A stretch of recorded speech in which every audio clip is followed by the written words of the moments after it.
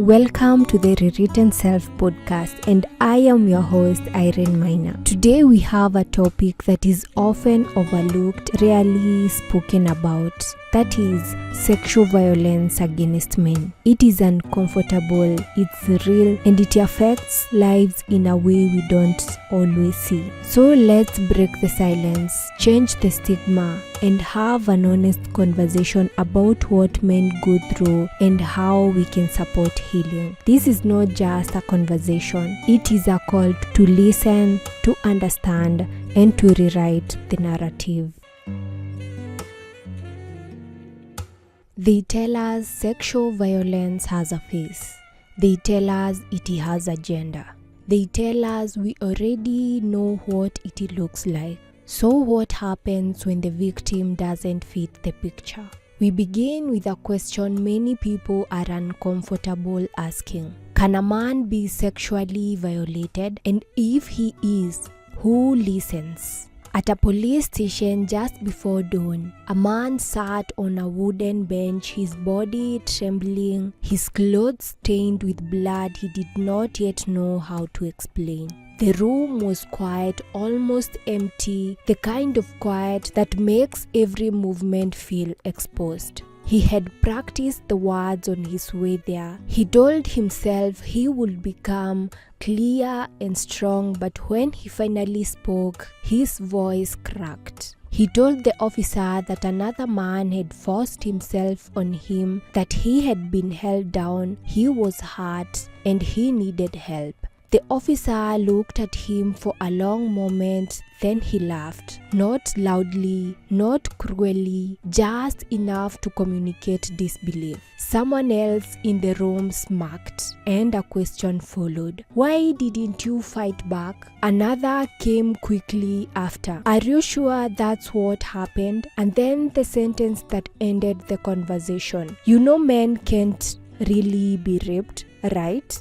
He left without a report, without medical referral, without a case number, and that was the first time he learned that surviving the violence was not the hardest part, but being believed was. This is not an isolated story. It is a pattern, quiet, undocumented, and rarely discussed.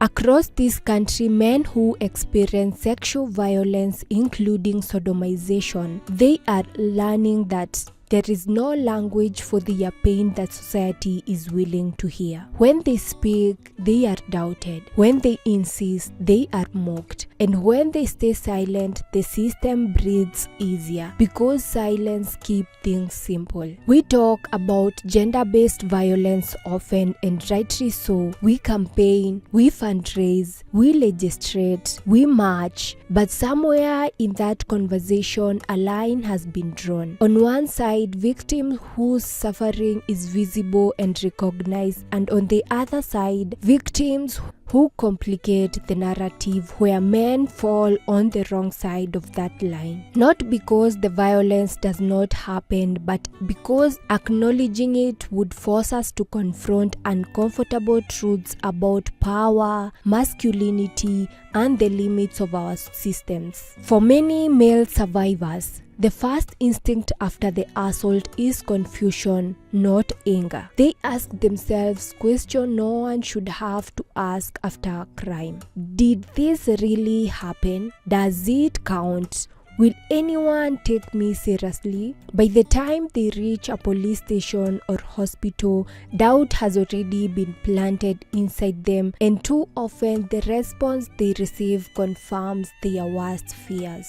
Some are told to go home and cool down. Some are advised to resolve it privately, and some are asked questions that shift blame onto their bodies, their strength, and their masculinity. The message is clear. This system was not built for you, and so the cases disappear. not because the violence stops, but because it is never properly recorded. In police records, male sexual assault is often logged under vague categories like assaults or grievous harm. In hospitals, injuries consistent with sexual violence are treated without documenting the crime itself. In courtrooms, prosecutors hesitate, knowing the law was not written with male victims in mind. On paper, it looks like nothing is happening, while in reality, everything is. One survivor described sitting in a hospital corridor for hours, bleeding internally while staff debating which form to use. Another said he was asked to return with a female relative if he wanted to be taken seriously, and a third was advised by community elders to remain silent to avoid bringing shame to his family. None of them saw justice. All of them carry the aftermath. The cost of that silence does not disappear with time.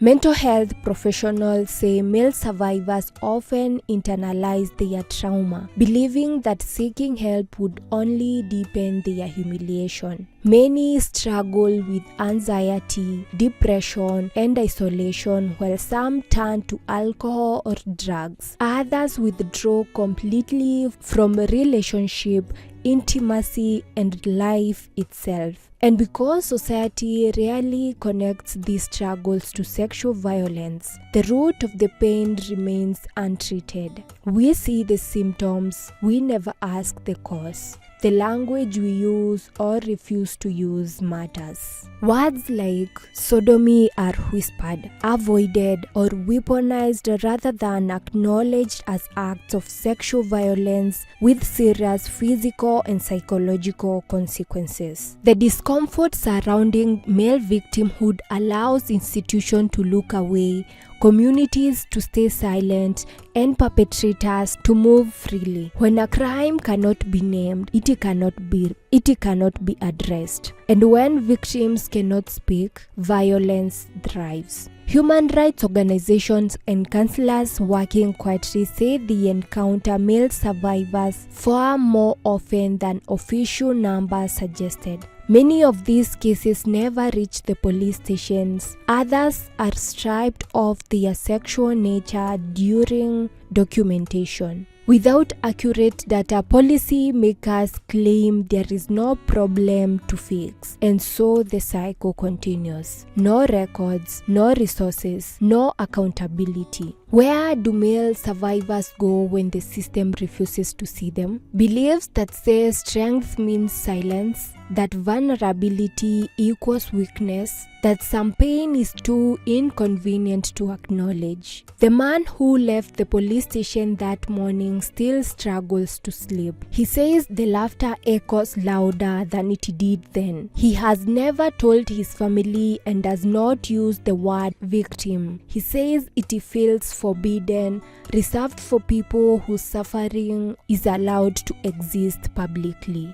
But his story and many others like it force us to confront a truth we can no longer afford to ignore. Sexual violence does not belong to one gender. It follows power, it feeds on silence, and it survives where a system fails. Why do male survivors disappear from records? Why does the law struggle to recognize them? Who benefits from the silence, and what would justice look like if we admitted that men too can be violated? Because before the files vanish, before the law looks away, before society decides whose pain counts, a survivor must first survive the moment he's not believed. And that is the silence. Thank you for joining me today on the Rewritten Self podcast.